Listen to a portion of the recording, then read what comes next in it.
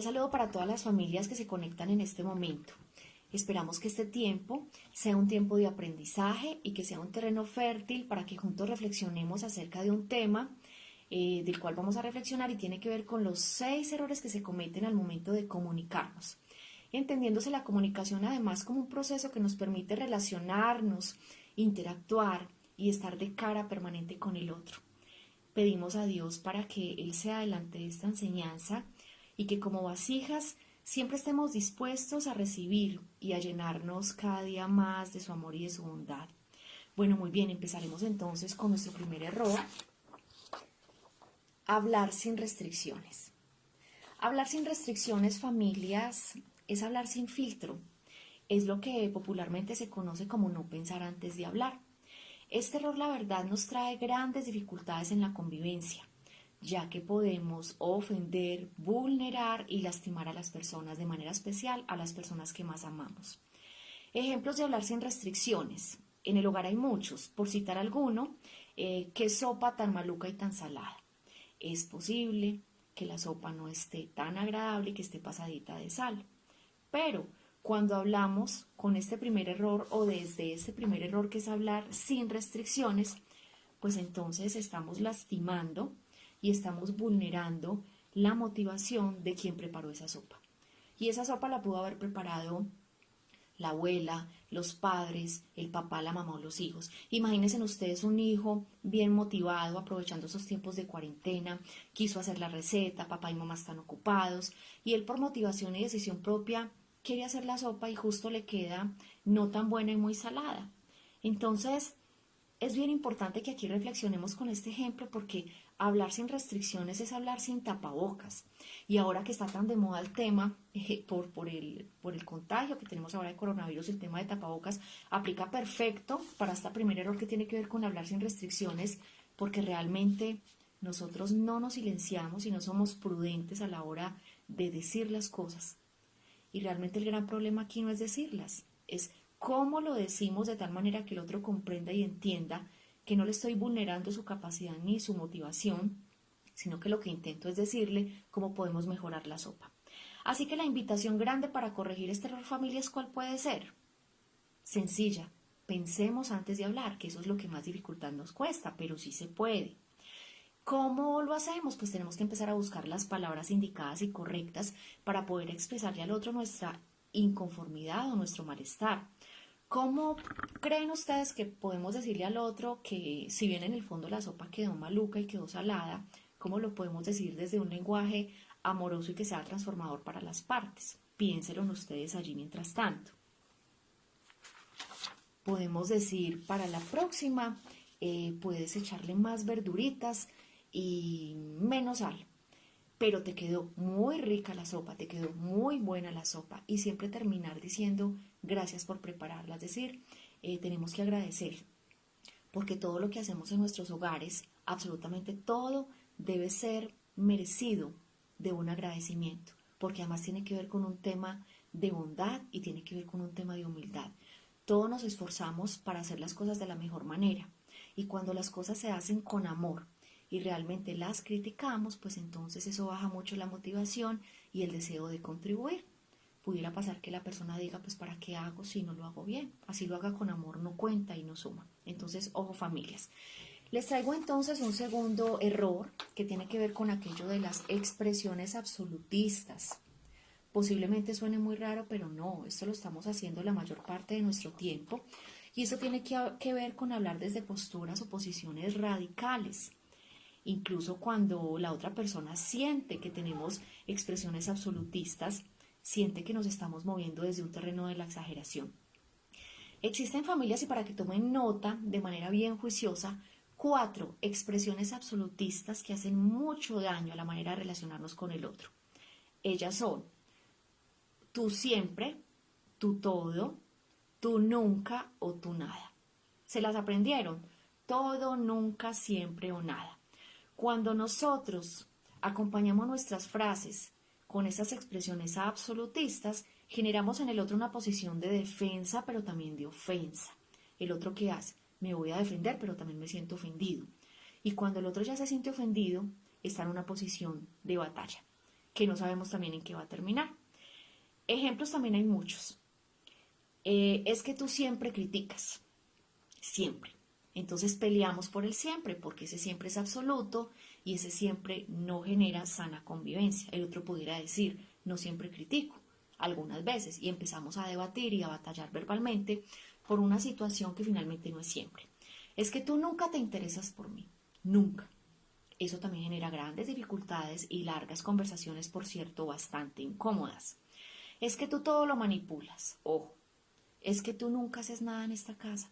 Esa es muy usual y esa es bastante dolorosa, en especial cuando hacemos esfuerzos por contribuir y de repente alguien por allí que no tiene ese filtro y que habla sin restricciones, lo complementa con una expresión absoluta como el nada. Es que tú no haces nada.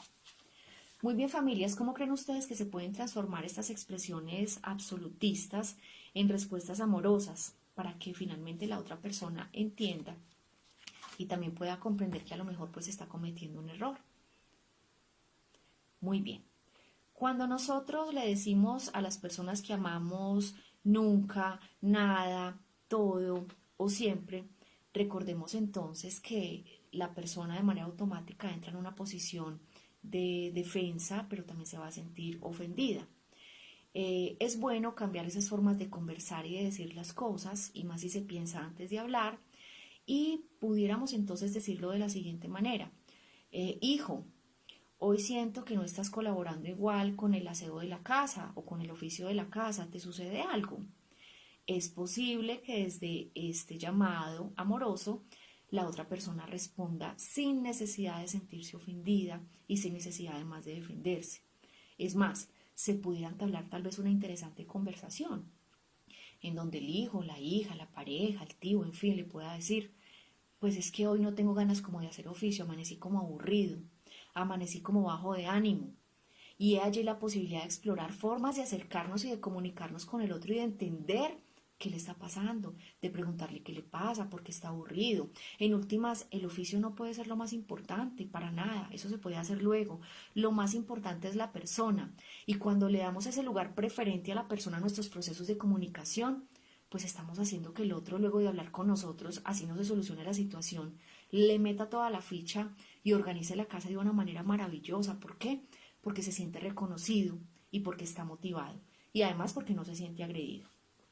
Pasamos entonces, familias, a un tercer error que también se comete mucho y tiene que ver con vacío de respuesta. Ojo, vacío de respuesta. Vacío de respuesta, no hay nada más triste y más frustrante que hablarle a una persona y que no nos escuche, o por lo menos tener la sensación de que no nos escucha. Cuando hay vacío de respuesta es cuando hablamos solos. Es cuando desde un corte unidireccional lanzamos un mensaje, lanzamos una propuesta, lanzamos un sentimiento, una emoción, un malestar y absolutamente nadie me escucha en mi casa. Al otro lado no pasa nada, no hay como un eco. Por eso se llama vacío de respuesta, porque hay vacío, porque en efecto no hay retorno, no hay devolución. Muy bien. Ejemplos en casa hay muchísimos. Uno de ellos que es el más común que a todos nos pasa y es cuando queremos hablar con una persona de nuestra familia, esta persona está viendo televisión y nos dice, hable, que yo lo escucho o la escucho. Y cometemos el error de empezar a hablar de asuntos muy importantes cuando la otra persona está viendo televisión.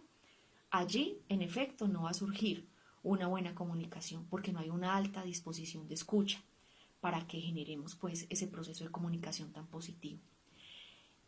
Otro ejemplo, cuando tenemos que resolver asuntos de nuestros hijos y alguno de los dos de manera indiferente le dice al otro, mire a ver usted qué va a hacer con ese muchacho, mire a ver cómo lo va a castigar, yo en eso no me meto. Eso también es muy propio de nuestra cultura y eso también tiene que ver con un tema de vacío de respuesta, porque se está negando la posibilidad de contribuir desde la autoridad familiar y estamos dejando el otro lado que es tan importante, lo estamos dejando solo.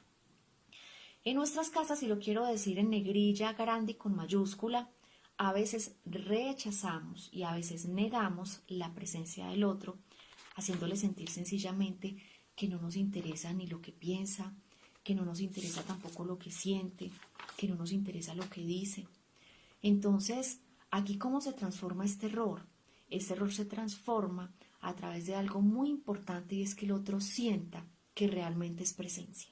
Mejor dicho, que el otro sienta que existe en la casa, que sienta que es parte de esa unidad familiar, que no se sienta como un mueble más de esa casa de la que algún día hablamos, que se sienta persona, persona con sentimientos, persona con emociones, persona que piensa, persona que también contribuye. Es muy importante, y para que hagamos presencia y para que no se generen estas comunicaciones con vacío de respuesta, de que verifiquemos si al momento de yo emitir el mensaje lo estoy enviando en un momento oportuno. A veces tenemos un miembro de nuestra familia hablando por celular de una manera afanada, resolviendo temas de oficina, de trabajo, de salud, o hablando sencillamente con otra persona, y lo abordamos justo cuando la persona no está en capacidad de escucharnos, a decirle que me tiene que escuchar porque pasa algo muy importante, y en efecto la otra persona posiblemente no me va a prestar atención, y terminamos generando dificultades y batallas verbales porque siento que el otro no me puso atención. Pero ojo, porque el tema no es por ahí. Tenemos que buscar los escenarios propicios y los momentos propicios para comunicarnos con el otro, porque es que tampoco podemos decir muy olímpicamente, es que yo necesito hablar con usted y me tiene que escuchar ya, porque ese ya depende también del otro, depende de sus posibilidades, depende de sus espacios, depende de sus demandas, depende de sus preocupaciones. Así que el tema es que tenemos que buscar la armonía y la sintonía para poder conversar juntos y como familia. Cuando realmente verificamos juntos esas posibilidades y esas condiciones, y cuando sintamos que el otro tiene la posibilidad de conectarse, de concentrarse, de escucharme, entonces lo que hacemos es empezar a comunicar absolutamente todo lo que sentimos. Podemos empezar a comunicar nuestras tristezas, nuestras angustias, nuestras preocupaciones, nuestros sinsabores. Puede ser que no sean cosas graves ni delicadas, es que para conversar no necesitamos abordar temas delicados. Hay unos muy propios de la toma de decisiones y que forman parte del momento urgente y se tienen que revisar ya y no dan espera. Pero también podemos diseñar espacios de encuentro para que las conversaciones florezcan. Y ahora que tengo esta matica aquí a mi lado, se me ocurre de que en efecto las conversaciones florecen, y en la medida en que el otro me escuche, es así como la comunicación florece, porque siento que está dando frutos, porque siento que reverdece como esta planta, porque siento que se muestra, que puede contribuir con su belleza, que puede aportar.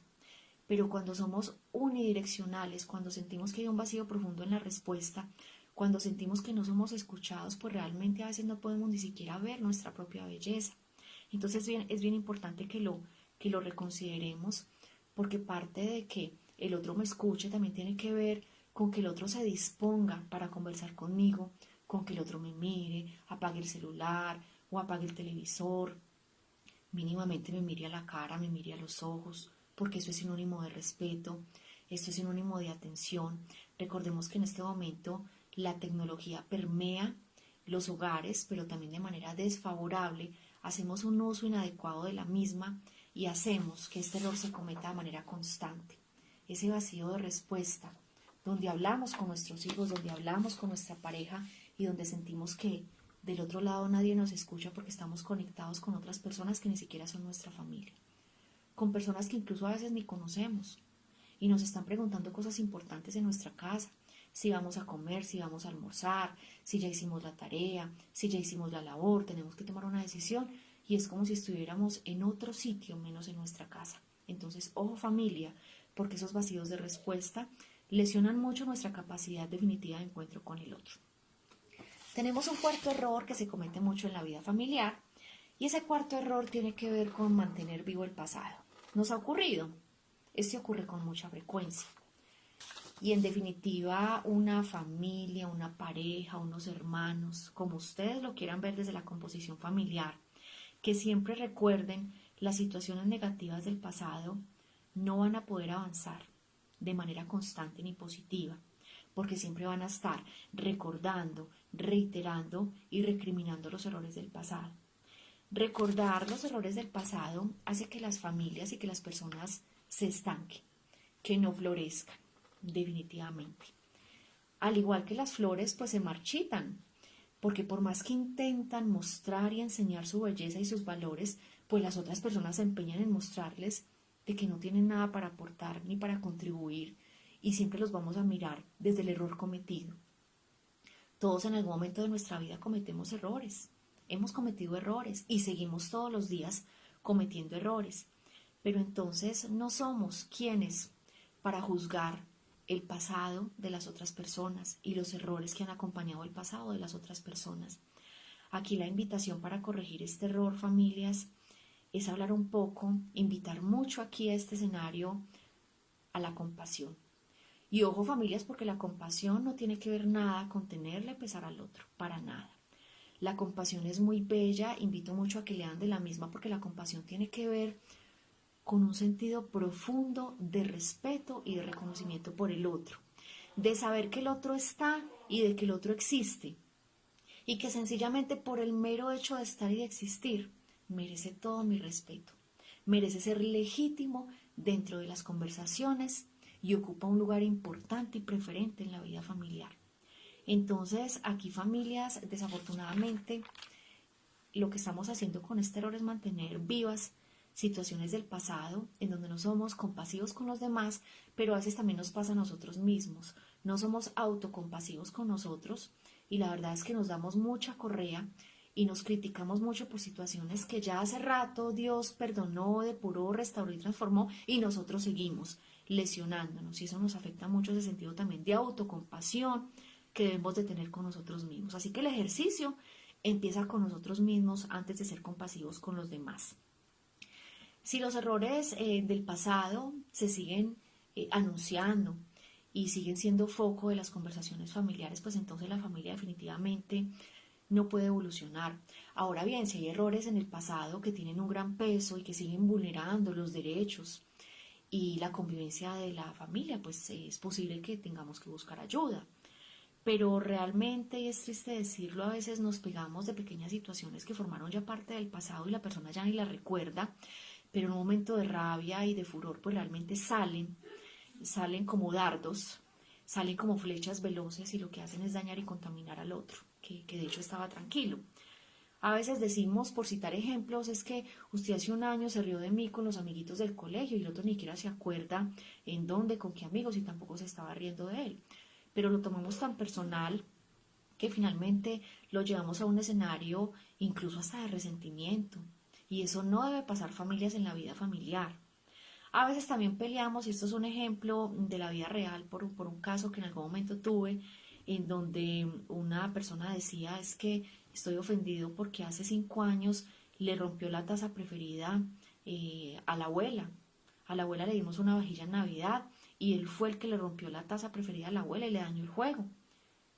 Sí, le dañó como esa posibilidad de tener ese regalo completo y eso genera dolores y genera sinsabores. Y estamos hablando de una taza que si bien como objeto y elemento es bien importante y representa un regalo y un souvenir para esa abuela, finalmente esas cosas materiales nunca nos las vamos a llevar.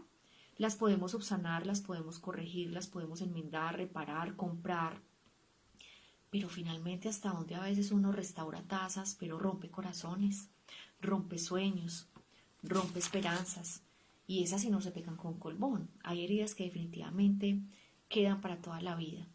Nosotros a veces cuando mantenemos vivo el pasado nos convertimos en jueces y reinamos desde unos tronos muy amplios de señalamiento.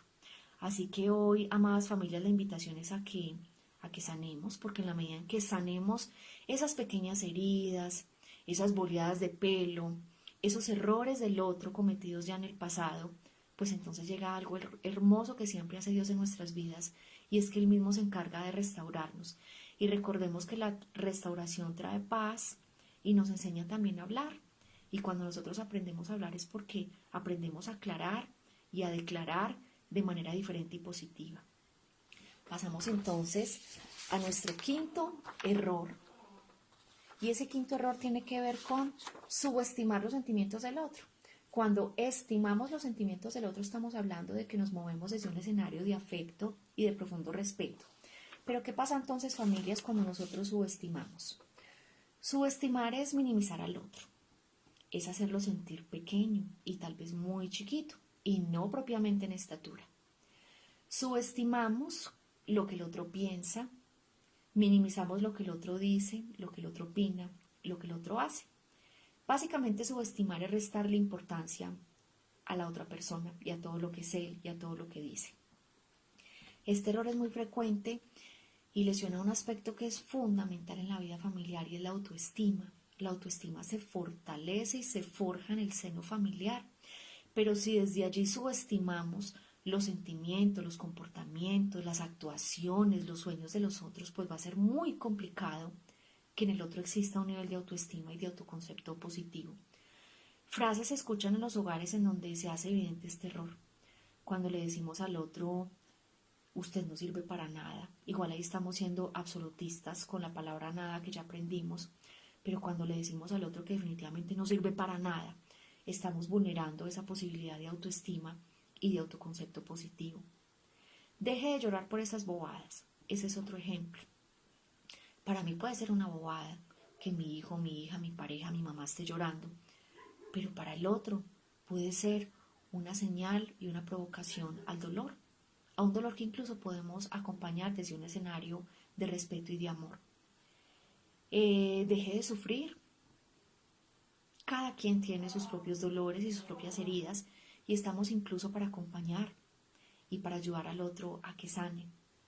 En el peor de los casos es muy triste, pero hay familias en donde circulan las siguientes frases: es que usted es un error, es que usted no fue planeado, es que usted no debió de haber nacido.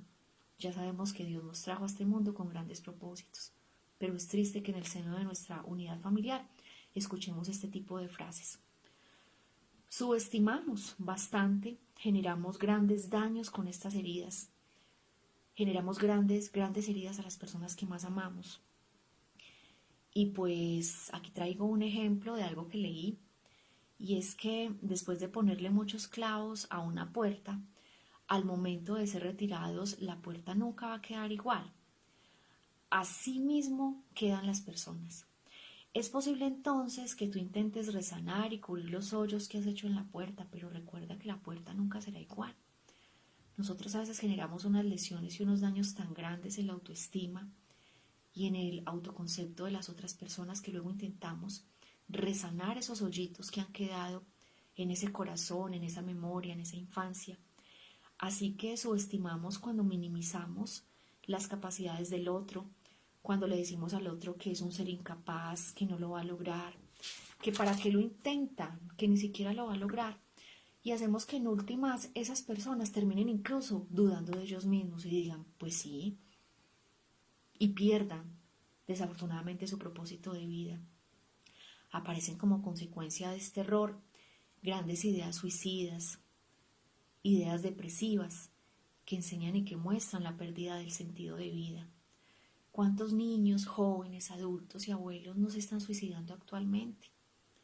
Se pensaba que el suicidio era un tema de adolescentes, ¿cómo les parece que no? Esto alberga todas las categorías y todos los ciclos de vida de la unidad familiar. Hay niños que no son escuchados, hay jóvenes que han perdido su sentido de vida, hay abuelos que sienten que estorban, que son una carga, y todo porque sencillamente no se sienten amados, porque se sienten subestimados, porque sienten que de repente se ha convertido más en un mueble de la casa, porque no se sienten personas, porque nadie valora ni valida su presencia. Entonces, ojo, porque subestimar es bastante peligroso.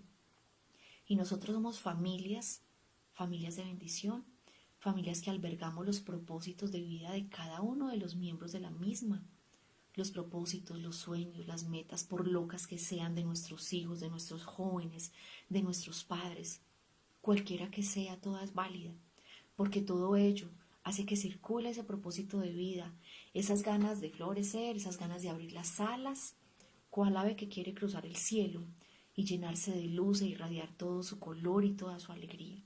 Entonces no opaquemos los sueños de los demás, dejémoslos florecer, no cortemos alas porque podemos cometer el error de subestimar y de opacar, y eso genera pues grandísimos daños. Y terminamos con nuestro último error, que tiene que ver con hablar desde la amenaza. Hablar desde la amenaza es un error que se comete también de manera frecuente. Destruye un gran tesoro, familia. ¿Saben cuál tesoro se destruye cuando hablamos desde la amenaza? Se destruye un gran tesoro llamado la confianza. La amenaza genera situaciones grandes de temor y hacen que las personas se muevan, respondan desde el miedo. Voy a citar unos ejemplos por referirme a algunos. Si pierdes el examen, mejor ni llegue hasta casa. Es amenazante, es una comunicación y es una conversación amenazante. Si hace tal cosa, se va de esta casa. Si hace tal cosa, hasta hoy soy su papá, o hasta hoy soy su mamá, o hasta hoy soy su hijo. Porque es que el tema se moviliza desde relaciones de padres, relaciones de hijos, no solamente las conversaciones amenazantes pudieran venir de los adultos, así pareciera, pero no. También en nuestros jóvenes, incluso en nuestros niños, hay situaciones o conversaciones amenazantes. Y resulta, familias, que la amenaza no tiene que ver nada con la autoridad familiar, ya que cuando hay disciplina en el hogar, también hay amor. Y cuando hay amor, nace el respeto, y cuando hay respeto, no hay miedo. Así que la amenaza no tiene que ver con un tema de autoridad familiar, para que lo tengamos pues muy presente. Y ya entonces, para terminar, viene un momento bien importante y de amplia reflexión, y tiene que ver cuando nosotros revisamos las escrituras y le preguntamos a Dios, bueno Dios, ¿yo qué hago con estos errores? Porque es que si escuchemos esta enseñanza, así estemos formados, así tengamos los tips, así conozcamos los errores y sepamos de qué manera los vamos a transformar desde el amor, a veces tenemos que consultarle a ese Dios todopoderoso. Es más, no es a veces, es siempre. Y aquí sí tenemos que ser absolutistas. Siempre y en todo lugar tenemos que consultarle a Dios qué hacer entonces con estos errores. Y quiero citar algunos versículos que encontré en las escrituras que justamente hablan y redondean y profundizan el tema que hemos venido trabajando. Proverbios 17:28. Hasta un necio pasa por sabio si guarda silencio. Se le considera prudente si cierra la boca. Sencillo. Esto es un tema de prudencia, todo lo que hemos venido hablando. Seamos prudentes, usemos ese tapabocas no solamente en nuestra boca física, sino también en nuestro corazón.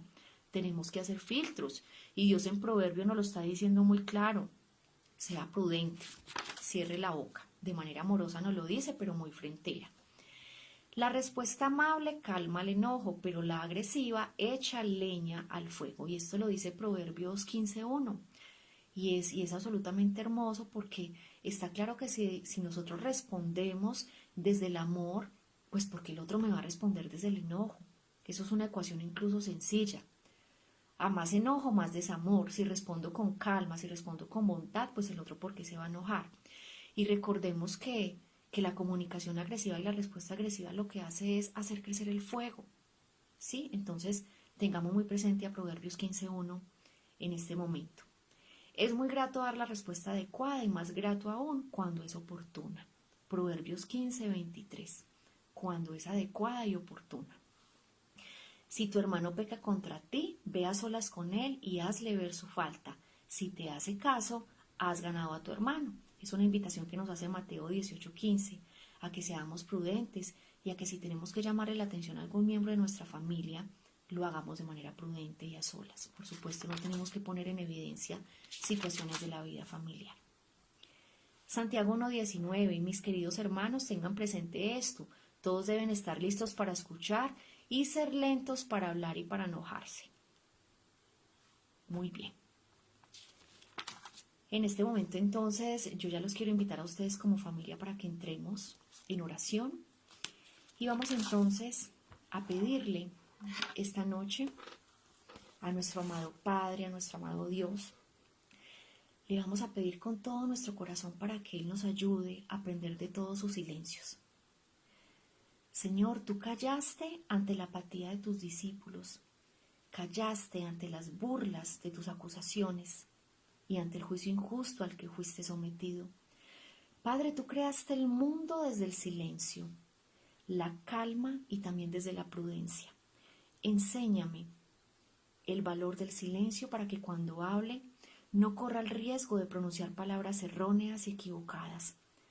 Dame la sabiduría para aprender a hablar y también para aprender a callar. Ayúdame a hacer más oración para que mi alma reciba en el silencio la fuerza de tu luz y me iluminen mis palabras, pero también ilumine mis pensamientos y mis sentimientos.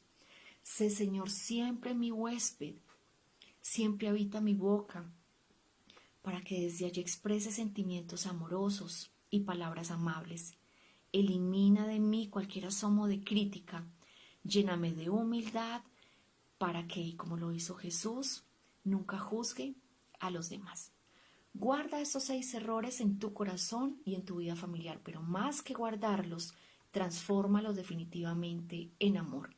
Muchísimas bendiciones y que Dios siempre los acompañe en familia.